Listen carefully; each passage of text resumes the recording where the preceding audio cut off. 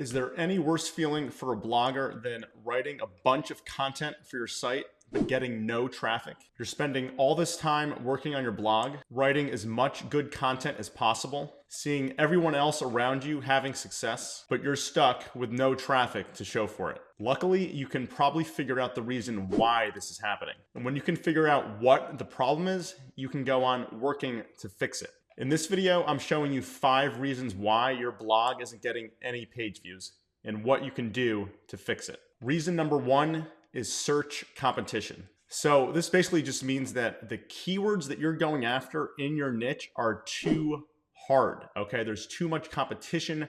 There's too many big sites already ranking for those keywords. And if you're going after a lot of really difficult keywords, it's going to be really hard to rank in Google and therefore get any traffic from Google. Fortunately, there are a couple of tools that can help us figure out how to assess the competition for any given keyword. One of the newer tools that I've been playing around with and that I really do like is called Keyword Chef. The reason I like it, number 1, it's free to get started. You get 1,000 free credits, I believe.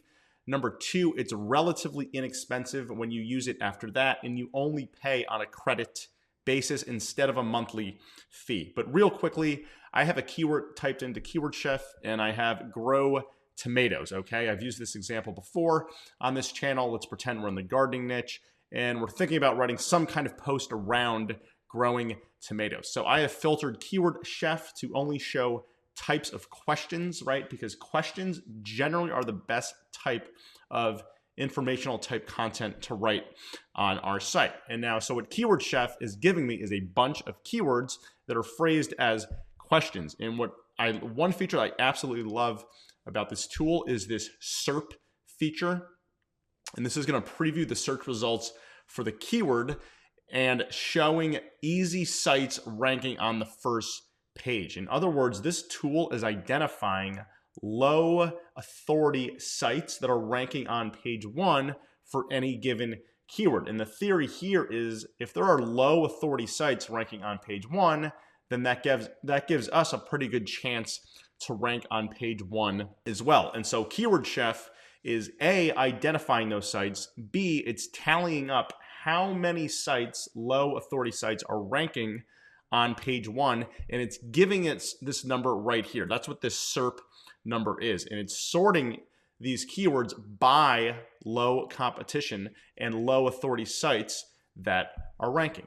For example, this number 2 keyword here, right? How much does it cost to grow tomatoes? So Keyword Chef is telling us there's 4 low authority sites or low quality sites ranking on page 1. And if I hover over this, it's showing us that there are a couple of files that are ranking, right? It's highlighted here in green. So this is a PDF, right? Here is a form that's ranking. Here's another PDF, and here's another PDF. So generally speaking, if a PDF file is ranking on page 1 of Google, it's probably a low competition keyword because Google does not really want to show PDFs. It's not a great user experience. So the fact that 3 PDFs are ranking is a great sign. And here's another one, right?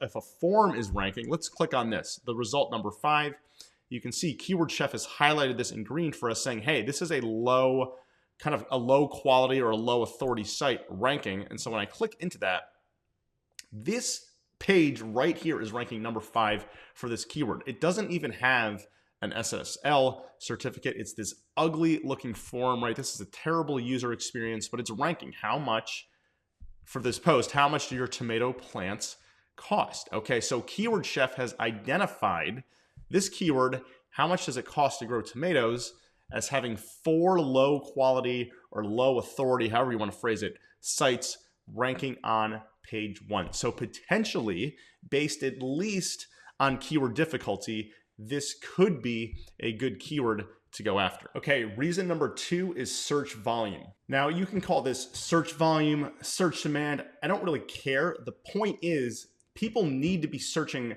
for this keyword or for this topic in order for them to find it, right? It sounds obvious, but if no one is typing this keyword into Google, then no one's going to find your page, even if you quote unquote rank on page 1 of Google. If no one's searching for it, you're not going to get any traffic. Now, I'll be honest, there's no perfect answer to this. Every keyword tool has the search volume metric, and I'll show you inside of Keyword Chef what that looks like. So you can see here for our keyword in that first example, how much does it cost to grow tomatoes?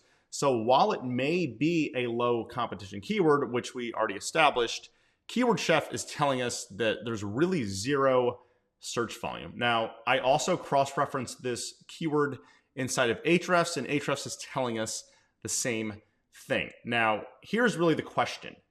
Does that mean you should not write an article targeting this keyword if the tools are saying zero search volume?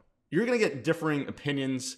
Some people will say it's not worth it. You know, if the tools are saying zero search volume, then you're probably not going to get a lot of traffic. Other people will say you can have success targeting zero search volume keywords. Truthfully, if you're at the very beginning stages of your site, I don't think it hurts to throw out a couple of articles that go after zero search volume keywords just to see, right? To see how quickly you can rank and will you get any traffic, right? Because again, the tools are not always right. They're often wrong. So there is a chance that you could rank and actually get traffic from a keyword that quote unquote doesn't have any search volume. And there's no real risk or downside to doing it. Frankly, if I had a brand new blog about tomatoes or gardening, I would write this article, how much does it cost to grow tomatoes? Because I think I could rank for it. And then I'll be able to determine if I'm getting any traffic. The only downside to that would be the time that it takes for me to write the article, or maybe I'm outsourcing and I have to pay $50, $100 to write the article. So if I have a brand new site with no rankings and no traffic, I'm definitely going to try a few of these zero volume keywords. But, you know, generally speaking, as a whole, I would prefer to go after higher volume keywords. So you can see in Keyword Chef here, I have sorted here by average search volume for the past 12 months. And again, any keyword tool will show you search volume. So now we can look at ones that have the higher search volume. And again, if I have a more established site that is ranking, that's getting consistent traffic, that has some kind of authority, I'm going to be more inclined to go after keywords that have higher search volume as opposed to that zero search volume. But bottom line is just be mindful of the types of keywords that you're going after and the search volume associated with them. All right, so number 3 is content quality. And of course, this basically means maybe you're not getting any traffic because frankly, the quality of your content is just not up to par. So the way it used to be with blogging and even niche sites was you could get away with low or even average quality content. It was a lot easier to rank in Google and kind of manipulate Google with backlinks that way. These days, Google has hyper focus on the quality of your content. So it's better to spend a little more time making sure your content is comprehensive and as good as, or hopefully better than, the content that's already ranking in Google. Let me show you an example. So here we're looking at an article from Bulletproof Coffee.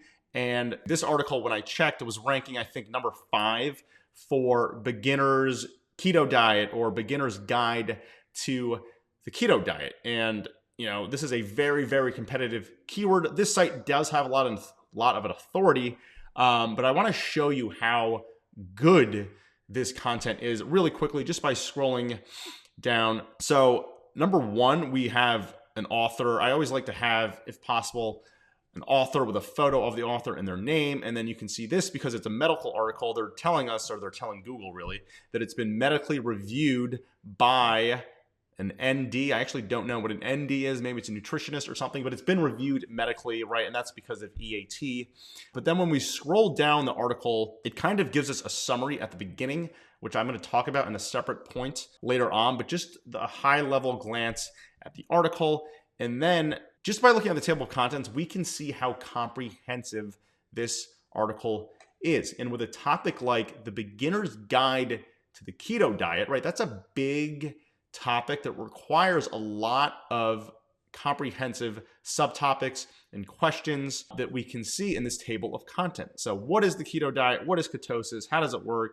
How long can you follow it, right? All of these questions that beginners are looking to have their questions answered about the keto diet. And so Bulletproof is covering all of these subtopics in this article, right? So it's super, super comprehensive. And that's kind of one of the main qualities of high quality content is how comprehensive is your content. So I'm sure the writing is fine as well. You know, the post looks good. It's got nice headers here. It's got some images, although I'd prefer if these images were custom. Those are probably stock photos. You can see they're citing their sources here because this is a medical topic. You can see they have the footnotes here.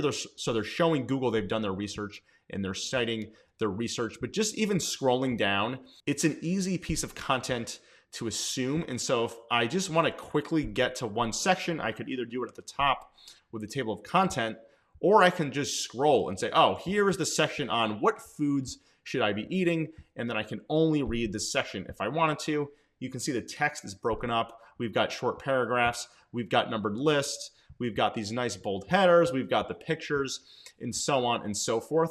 And just so it's an easy, enjoyable piece of content to consume. But number one is it's really comprehensive and covers the topic perfectly in depth. So you got to make sure that the quality of your content is on par in order to rank in Google and get traffic from Google. All right, number 4 is user intent. And this really is one of the biggest reasons I see bloggers not getting their post ranked on Google is because they're missing the user intent, or they're not hitting the user intent. And all user intent means is, why is that person searching for that keyword on Google? What do they expect to find on the other end of that search, right? When they type that search into Google and they get on the Google results and they click on your results, what do they actually want to know? What, again, questions do they want answers? What problems do they want solved? And so your content needs to hit all those things, as well as the format of the post. Should it be a list post? Should it be a how-to post? Should it be a simple question answer? Should it be images? Should it be a how-to with video tutorials, right? All of this comes into the search intent. What does the reader expect to find? Why are they searching for that keyword? And again, let me show you an example. So this is an article from Credit Karma, and I love how they kind of provide the answer right away, which I'm going to show you in 1 second. So the keyword here is the topic is, what is an appraisal? Okay, it's a very specific keyword with a very specific intent or user intent behind the keyword. And now what I love what Credit Karma does on most of their articles, at least with this type of topic or this type of question, is they give you this in a nutshell answer. They give you the answer to the question right at the top, right, in 2 sentences. So if literally all someone wants to know, what is an appraisal? Well, they have the answer right here without having to do any scrolling, without having to fish for the answer. And this type of, box with the answer in the box definitely helps with Google snippets as well. So I love how they do this. This is something that you can copy on your site when you're dealing with a keyword that is a specific question, right? What is an appraisal? Well, here's your answer right here. But obviously this is not the end of the article. That would be silly. What Credit Karma does then is they think about the user intent. Again, why is someone searching?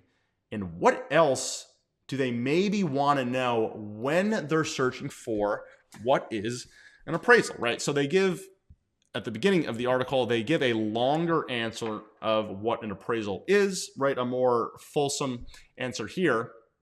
But then they try to kind of get to the secondary intent of the searcher. Again, what else might the searcher want to know? If I'm Googling what is an appraisal, right? Fine, I have like the dictionary definition, but what does the appraiser actually do at my house, right? Well, guess what? Credit Karma has this covered right here. What should I expect from an appraisal, right? Once I get the appraisal, then what, right? And they're saying, well, you can negotiate with the seller. If it comes up short, you can come up with the extra cash, or you can withdraw your offer. But these are all part of search intent that might not be immediately apparent when you see that keyword, what is an appraisal. You have to really, again, put yourself in the shoes of the person who's searching. What else might they want to know? So what to expect from an appraisal. And then, of course, everyone wants to know, how much does an appraisal cost, right? If I'm about to order an appraisal, I want to know what it is, but also how much am I going to have to pay for it? So I want you to think about search intent. What does someone want to know, immediately, which is what Credit Karma is doing up here, but also what additional information might they also want to know, along with the main keyword or the main topic of the post. Okay, number 5 is that your site is just too new. And all I mean by this is that your domain age is just too young. In other words, maybe your blog is only a month old or 3 months old or 6 months old, and you just haven't had enough time to mature in Google for Google to trust you, for Google to think of you as kind of an authority or maybe even an expert in your niche. So if your blog or your niche site is, I would say 6 months or younger, you're going to see some slow growth. And that's just the way it is with Google, but it's also that way with other platforms as well. For example, YouTube, if you have a brand new YouTube channel, it's going to be hard to see a lot of growth at the beginning. So domain age is one half of that.